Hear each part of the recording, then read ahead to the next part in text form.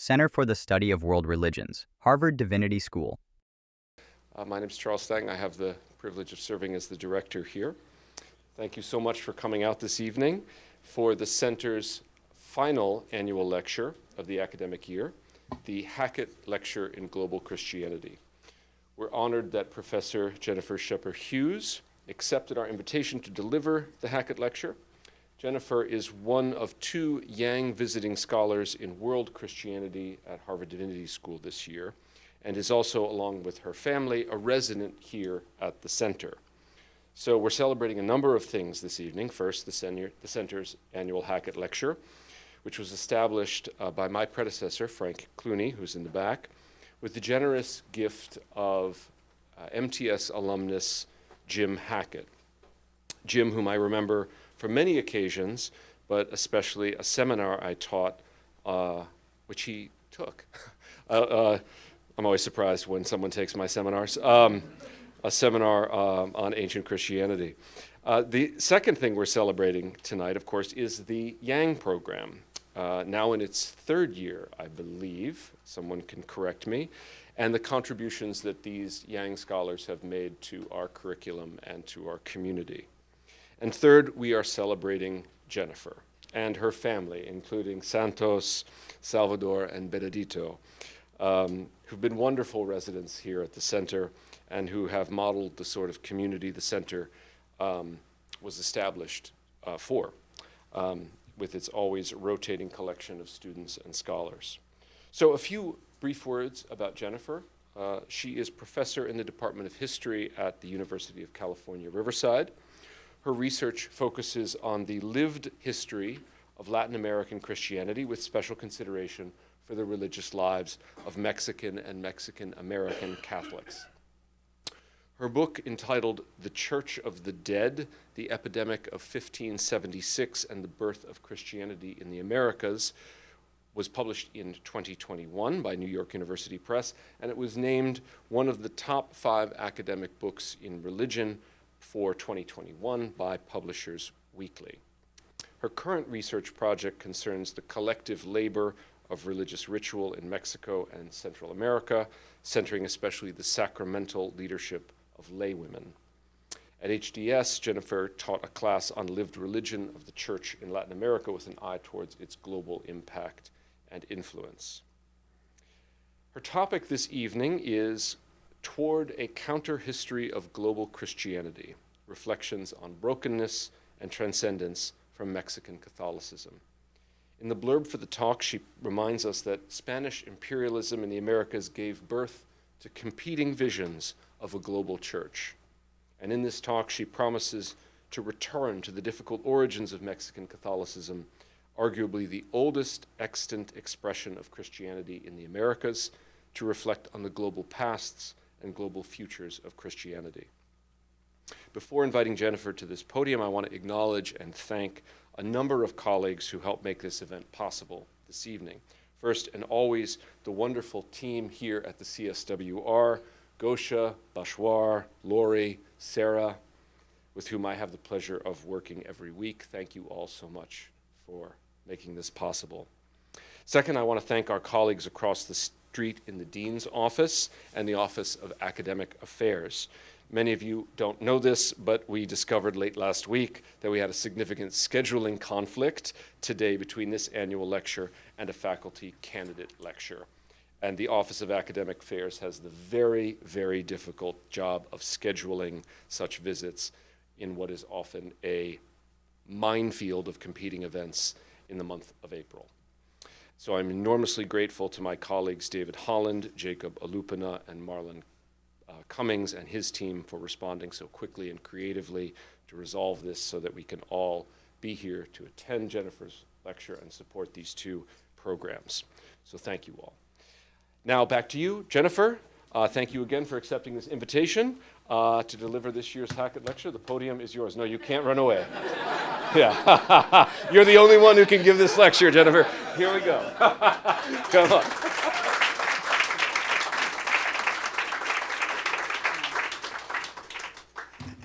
Thank you, everyone, for being here and crowding in on this rainy, endless late winter April.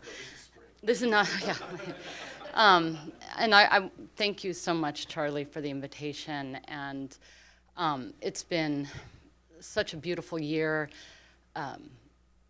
important for my heart and my mind to have been here. And I still have 3 more months, so it's not over yet. And I want to thank all of those who are here online also, and my students, former and current, here in the room and online also.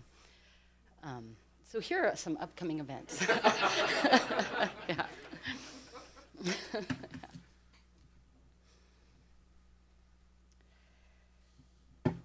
Born from the ruins of colonial cataclysm, Mexican Catholicism is the oldest extant expression of Christianity in the Americas.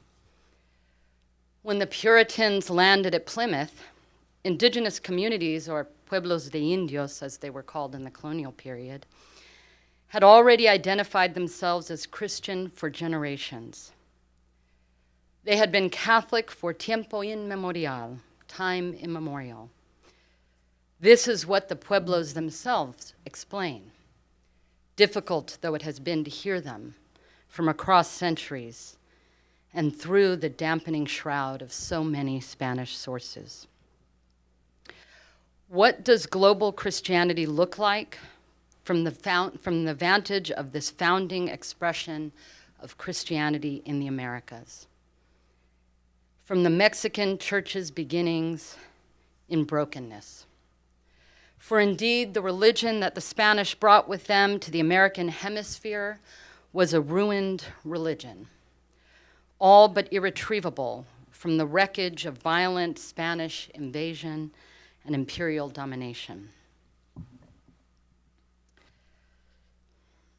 There are many ways to narrate the history of Christian origins in Spanish America, most commonly as enshrined, illuminated, and enshadowed in the great missionary histories produced by the Spanish religious orders in the 16th and 17th centuries. These are seductive sources, and I will be confronting some of them here with you this evening. It is hard to escape their near 500-year grasp on our historical imagination. From these texts have emerged the most entrenched myths of American religious history. That Europeans were the primary agents of Christianization, that conversion necessarily signaled conquest, subjugation, and defeat, and that Christianity was the inevitable outcome of European colonial rule. These are myths that I confronted and worked to dislodge in Church of the Dead, published now 3 years ago. It is possible, however, to tell a different story, to narrate a counter history of Christianity in the Americas, one that resists or counters official and dominant Spanish narratives, that overturns these received misunderstandings. More precisely, lately I've been thinking about proximate histories of Christianity in the context of global imperialism. Proximate histories begin with the historical memory and self-understanding of the very communities who were subject to colonial rule in Spanish America and of their living descendants. Many, perhaps even most, indigenous and indigenous descended pueblos in Mexico regard Christianity as a patrimony and inheritance passed down from their indigenous ancestors. This, then, is the proximate hermeneutic that I bring to the analysis of archival and other historical materials from the long past in order to think about Christianity in its global manifestations. This afternoon, or evening now, I draw out contested visions for global Christianity and for a global Christian order in the centuries of colonial rule in Spanish America. The first of these comes to us from the Franciscans, the Catholic Order of Friars Minor. These were the privileged evangelizers of the so-called New World. The second, in the form of proximate history, is a rival vision for the ordering of a Catholic world coming from indigenous Catholic pueblos de indios in Mexico.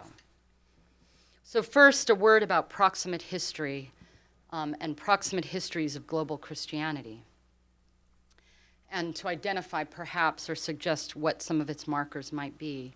And I see proximate history as somewhere, I'm imagining it, thinking about it as something that is akin to ethnohistory, lived history of religion, and other sort of drawing on these other traditions, local histories.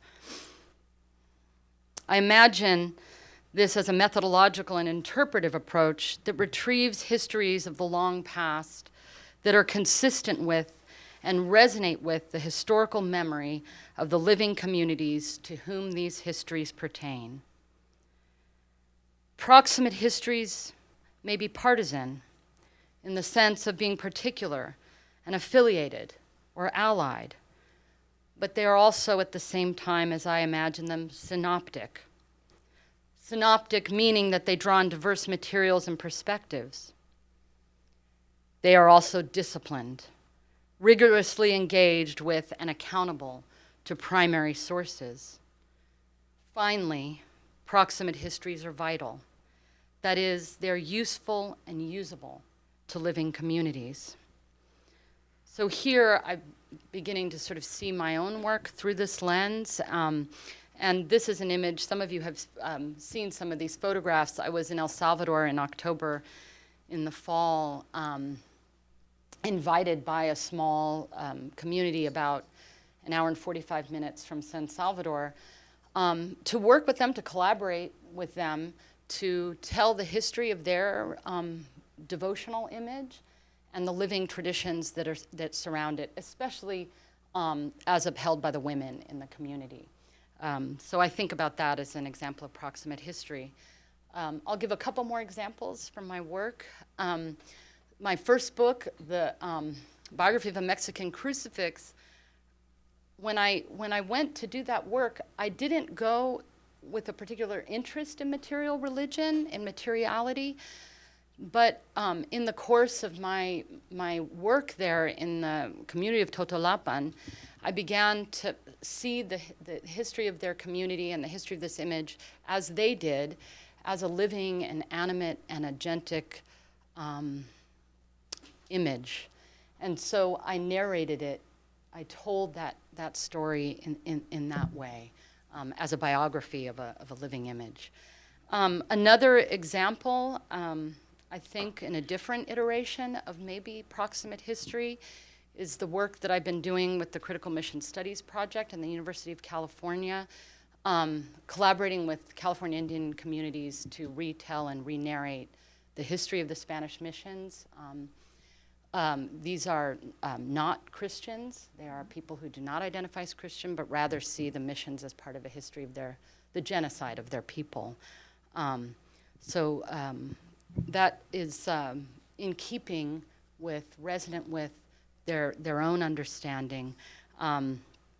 So in 2020, California Indian communities were about the work of dismantling mission monuments, and here's Yniparacera lying on the ground shortly after being toppled. I began to think of that as sort of a decanonization process, right? Because people were not happy about that. So in that way of thinking about the history of Spanish missions, one of the celebrated events is not the ministry of Yniparacera, but the burning of Mission San Diego by the Kumeyaay, who most of them never converted. So another way of thinking about proximate history. Okay. So I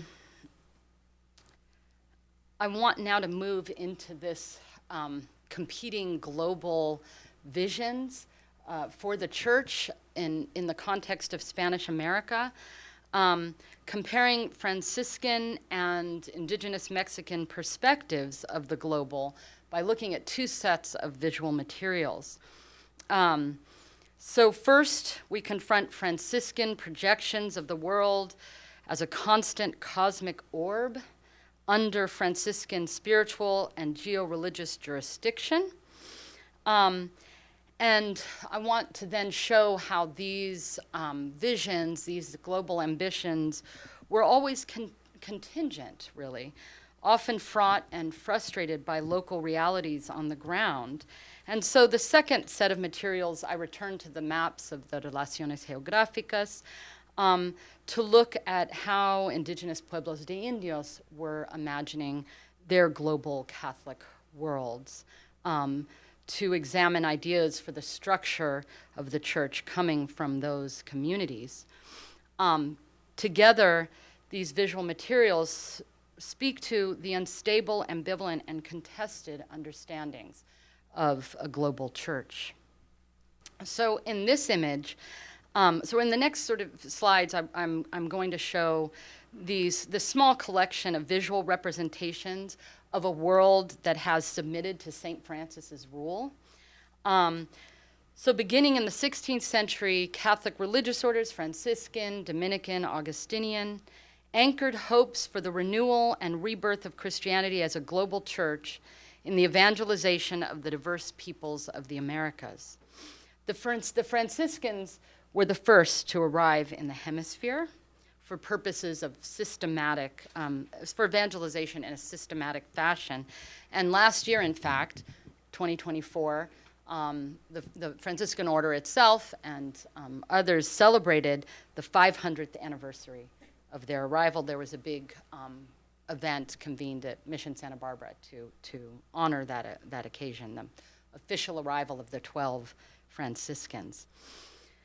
We have long understood that the Franciscans were propelled by a millennial vision for the so-called New World. But this millennial vision was also very much a global one. So consider first the image on the left. This is an 18th century oil painting housed today at Mexico's Museo Nacional del Virreinato, and it shows Francis contemplating a crucifix. He raises his bare foot, marked by luminous red stigmata, to steady a small, dark blue orb, a globe. Even given his authoritative stance, the saint's unshod foot speaks to his poverty and humility, and his countenance with eyes cast downward is characteristically modest. The earth rests securely under the sublime perfection of Franciscan dominion.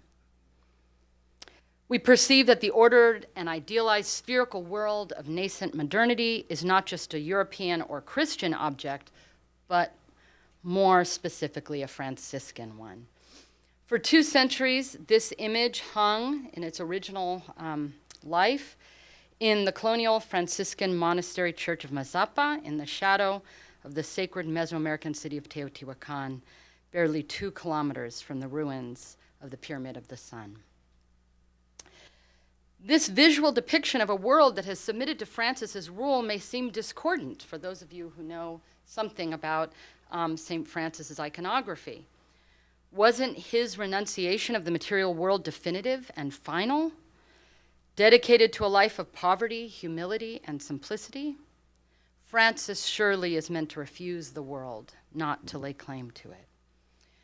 So a Spanish painting with a similar motif speaks to this contradiction. On the right, a prior rendering of St. Francis from the 17th century by the Baroque painter Bartolomé Esteban Murillo shows the saint in a mutual embrace with Christ on the cross. As he leans toward Christ, Francis pushes away a dark orb with his bare foot, symbolizing his rejection of the material world. His body turns away from the spurned globe and toward Christ. The difference in gesture in the 2 works, one in which the earthly sphere is thrust away and the other in which it is steadied and drawn near, is starkly evident. To embrace Christ, one must reject the world. In the context of evangelism in Mexico, Francis's old world apprehensions about the dangers of earthly power and influence seem to have been resolved and reconciled with his pious humility and devotional poverty. So here's another iteration, Mexican iteration of this, also 18th century. This one is in Mérida. So you can see, again, his foot on the globe in that expression of Franciscan dominion.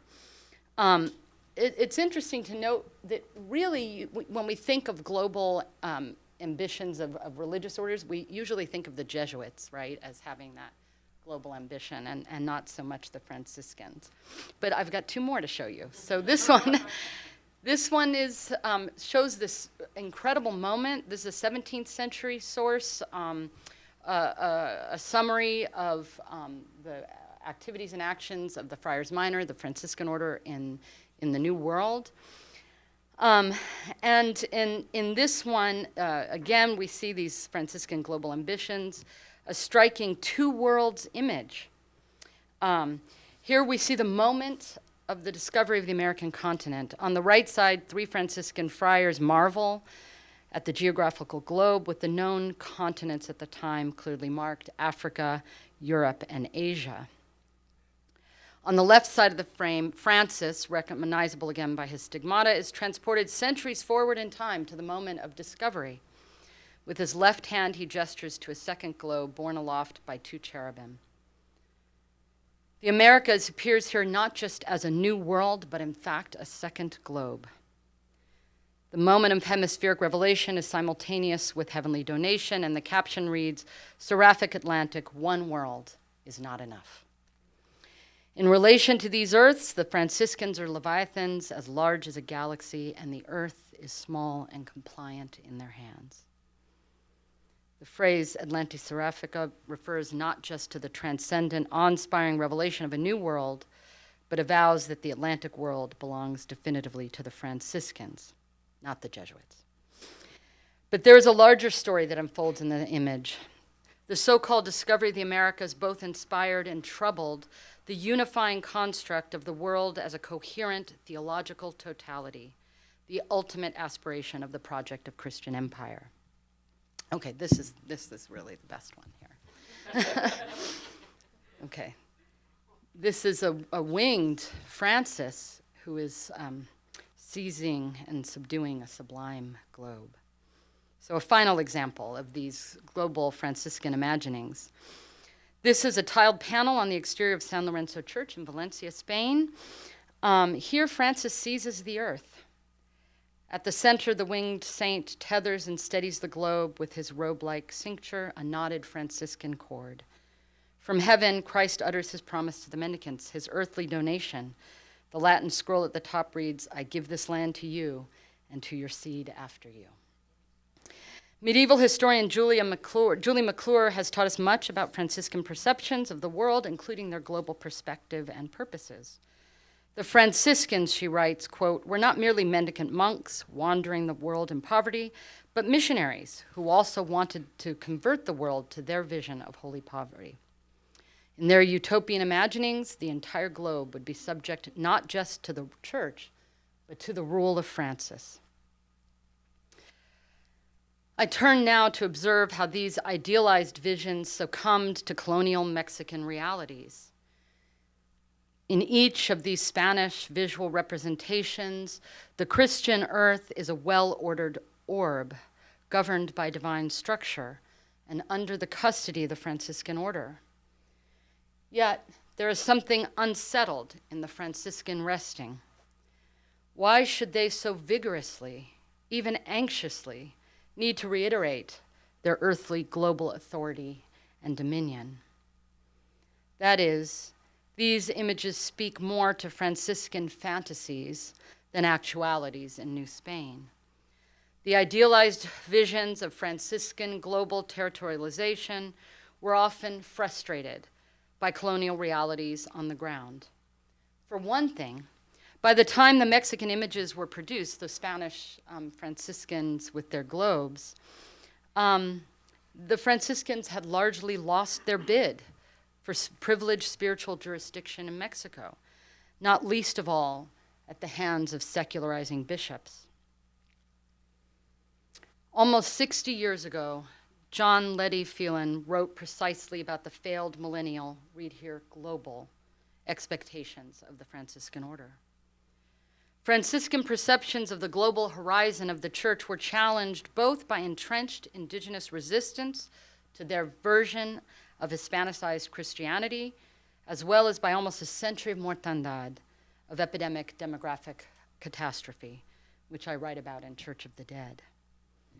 Within half a century of the Franciscans' arrival in Mexico, Phelan writes, missionary hope was dissolving into apocalyptic despair. He goes even further, labeling the Franciscan vision for a Franciscan Catholic Republic in the New World, and by extension, a Franciscan globe, a, quote, stillborn dream. But one could say hope and despair are both transitory states. They ebb and flow and bleed into each other, and surely they sometimes existed simultaneously in this difficult and complicated landscape. And who is to say when a dream is truly dead? My larger argument here is that European imperial claims to a Christian globe were always contingent and provisional. And in Mexico, indigenous resistance to European ecclesial global projection was formidable, especially among the communities that most clearly identified as Catholic.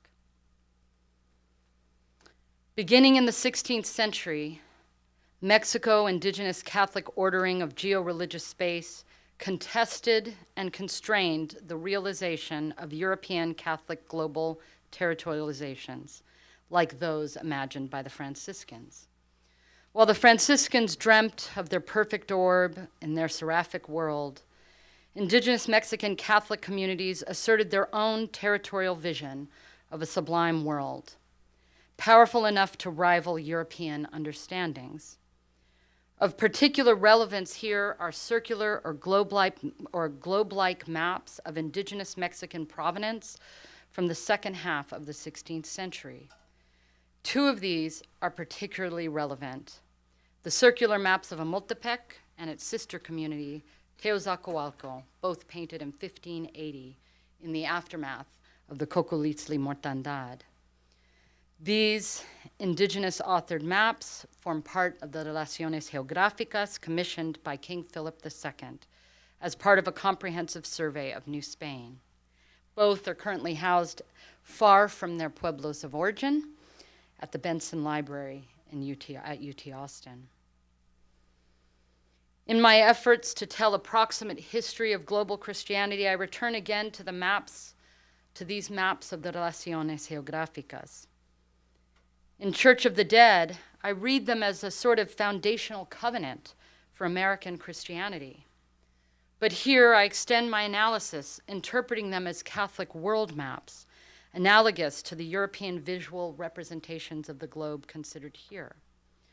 While the Mexican maps pertain to locally bounded territories, they are also idealized representations of emplaced worldviews and the global projection of imagined sacred histories.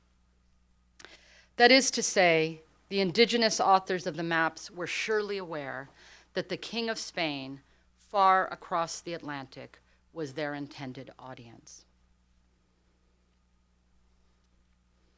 In Church of the Dead, my approach to reading the maps through a proximate Catholic lens differs significantly from accepted and received scholarly interpretations. Departing from these interpretations, the Relaciones maps have typically been mined for pre-invasion expressions of indigenous culture and worldviews. They have also been read as memories to order, as nostalgic recollections of an idealized pre-Christian past before colonial disruption. Yet, by 1580, the time when many of these maps were produced, the majority of Mexican pueblos de indios understood themselves to be Catholic, and having been so for some time immemorial. For this reason, I have read the maps as covenantal, articulating a particular vision for an indigenous Christian future anchored in the present and tied to ancestral traditions brought forward from the past. Thus, they stand as one of the original Christian charters in the Americas. They are countermaps. They document the process by which Pueblos de Indios remade their ancestral territories as indigenous Catholic sovereign states that rivaled the jurisdiction of the diocese and the power of bishops, priests, and friars. In the maps, I read the consolidation of a rival vision for Mexican Catholicism, an ascent to Christianity circumscribed within the parameters of local and regional indigenous authority and jurisdiction. For me, the maps are not nostalgic, but rather future-oriented, a projection of community identity and sovereignty into the next age. Drawing on the commitments of proximate history, now I see that the Teozacoalcan vision of Mexican sacred territory contests and resists European visions like those embodied in the Franciscan Orbis Seraphicus. It speaks to native refusal of the Imperial Church Universal. Composed of 23 discrete sheets of European paper bound together by adhesive, the map occupies several conjoined library tables when unfurled. The Teozacoalco map is the largest and most complex and among the most well-studied maps in the entire collection. Here, the Mixtec community represents itself as a blue-green cosmic orb. Nestled within the many crossroads, 14 churches punctuate the landscape, bound together in hollowed relation. 46 toponymic boundary markers defend, enfold, and encircle the ancestral territory, projecting it into the future. Through the emplacement of churches on indigenous territory, the map affixes Catholicism onto local cartographies. The indigenous Catholic emplacement affirms local authority over the church, its institutions, its structures, and its sacred rites. 3 parallel lines of lineage or of paired royal figures run vertically from top to bottom. Collectively, these depict 6 centuries of the genealogy of the ruling family from the 10th century to the time of the writing of the map in the close of the 16th. At the time of Spanish invasion, this community had been a population center for almost 2,500 years. So I'm going to turn to that map in a second, but I want to look at the Amoltepec map, a sister map from a sister community that also contains that circular orientation. So this would be a second example. Amoltepec was a minor Mixtec settlement within Teozacoalco's network, and it reiterates this circular form. Here, the ancestral geographic border of the community is defined by 19 glyphs, recognized named locations. The sacred matrix that sustains and anchors the community is the carefully drawn mission church, the hill, and the native temple that figure left of center within the circle. A seated pair of principales rules over the community. Here we are meant to understand that the church as a physical structure, a cultural institution, and a global order is contained all within indigenous territory. Art historian Amara Solari has found that these round maps are an indigenous innovation of the early colonial period. But she does not find evidence that the circular shape is influenced by European cartographic techniques for representing the known world. Instead, she links the round maps to pre-Hispanic calendric and other cultural understandings of space and time. Yet, I do not find that the pre-invasion worldviews manifest in these ring maps to be necessarily exclusive of other meanings and reference. It seems likely that the Mexican communities within reach of religious orders would have comprehended the importance of the divine globe for purposes of Spanish evangelizers. And perhaps they would have come into contact with images representing the sacred earthly orb. Whether implicitly or explicitly, these maps contest European Catholic global orderings. Okay, back to Teozacoalco. The sacred center or matrix of Teozacoalco is represented by the large monastery complex occupying the visual center. Adjacent to the monastery church on the right is the colonial governing palace, depicted here with its collapsed facades. Churches proliferated on indigenous authored maps in this period. Of some 400 identifiable and extant indigenous Mexican maps painted between 1570 and 1630, over 300 of these have church structures. On the most transparent level, the church glyphs are uncomplicated markers of place. Here, there is a settlement. This is how they've been traditionally read by historians and archaeologists. Yet we know that Mesoamerican writing and art are characterized by, quote, a continuous movement, interplay between metaphorical and literal meaning. Churches on the maps also stood for the material structures of the specific buildings in all of their imminent materiality, and to the physical location of collective religious ritual. But more abstractly, church glyphs stood for the church as a complex, multifaceted, and contested institution and social structure, one that wielded both political and sacred power.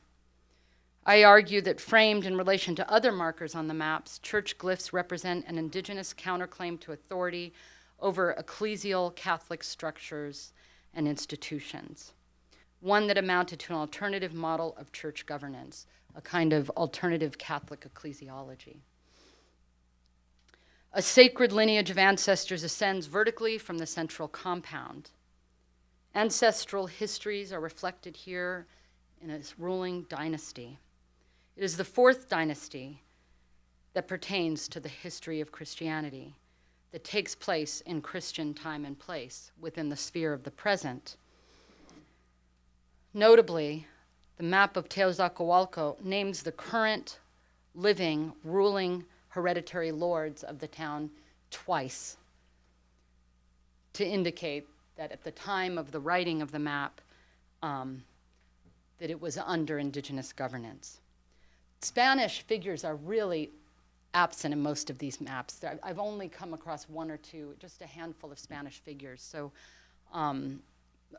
but figures like these are abundant on the maps.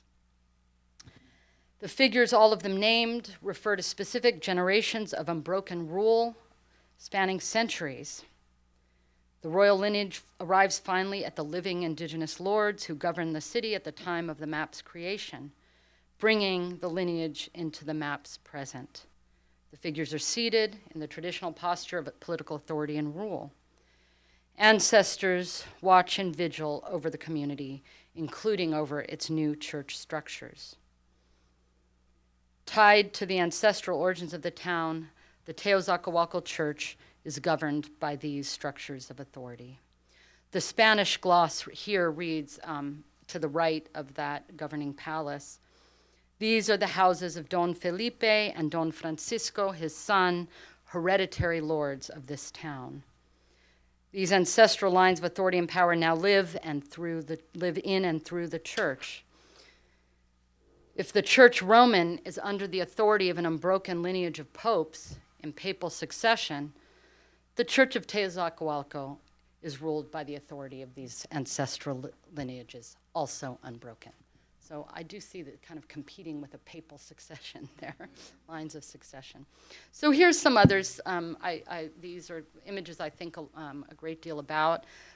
Just other iterations and other maps of this configuration of principales, or ruling elders, indigenous elites in governance over churches. This is Xochitepec Church, which you can see here, the two living rulers who are seated in authority over it, with its toothy maw and a doorway, a jaguar pelt doorway. So indigenous portal to the sacred. And then on the left, to the very far left there, is the full ancestral line. And I like the guy with his hat. Yeah. And this is another one, Miscuala, under the authority again. This is from Hidalgo. Also, UT Austin, Benson Library owns many of these. So same kind of posture of rule in that one. Okay. Returning to Teozacualco. The Catholic Teozacualcan vision of Mexican sacred territory contests the Franciscan Orbis Seraphicus. Here, Indigenous Catholic emplacements affirm local generational authority over the church and its practices. We are meant to understand again that the church as a physical edifice, a cultural institution, a sacred rule, ecclesial structure, and global order are all contained within. That is, the church has been rescued from the structures of global empire, retrieved, and placed under the custodial care and guardianship of indigenous lords and principales. The global has been resisted and cast off. Now, in a final gesture of proximate history, and then I'm going to wrap up and we're going to have lots of time for conversation. I think of proximate history as having a temporal as well as spatial dimension. So here, the history of the long past and present are drawn near to each other. So I bring you now to a contemporary community, the indigenous descended rural pueblo of Atlatlaucan in the northeastern corner of the Mexican state of Morelos. Today, the monastery compound of this community is an impressive monument to almost 5 centuries of Roman Catholicism and a UNESCO World Heritage Site. But today it is under the authority of local leaders, local lay leaders, and not the bishops and priests of the Catholic Diocese of Cuernavaca. A pueblo proud of its indigenous pre-invasion origins, tensions between the community and the diocese arose under the Catholic Vatican II project of liturgical renewal. In 1968, open rebellion engulfed the town, which numbered only 4,000 residents at the time. For their part, the faithful believers of Atlatlaucan were protective of their culturally specific model of Catholic self-governance and an indigenous Catholic ecclesiology grounded in the authority of their community elders. After the Second Vatican Council, the local lay leaders, mayordomos, protested the lack of consultation regarding modifications to liturgical practice, modification to church buildings, and a sort of limiting of devotion to the saints. In one interview, this was a Vatican II project I did through Notre Dame. In one interview, a young man from the community explained that the community was accustomed to participating with the priest in making important decisions that affected community life. This is like a congregational model, right? When the priests and the community board, he says, the junta vecinal, reach a consensus on a topic, then that decision is returned to the rest of the lay local religious organizations, the brotherhoods, for approval. These lay religious bodies have a fundamental role to play. Each organization, for example, dedicated to the celebration of a different saint, has a right to vote, the young man says, in decisions made by the church. According to local custom, priests and even bishops' decisions on matters of local significance were to be submitted to local lay elders for approval before implementation. One community elder from Atlatlaucan expressed the tension between clerics, bishops, and the pueblo even more boldly. With respect to the bishop and the pope, we have no need to obey them. We have our own leaders, after all. In the 1970s, historian James Axtell wrote that we should regard with special authority those sources that ring true at both ends of the time span. These are the ones that merit confidence. Here, I have confronted a moment in the history of Christianity at a critical juncture, when its global horizon and Mexican placemaking were challenged by lived realities in New Spain. Spanish desires to project their Catholic rule over a coherent, transcendent globe were disrupted by indigenous Catholic intentions for the ordering of geo-religious space. These intentions and these practices impeded the realization of European global Catholic territorialization in Mexico. Thank you.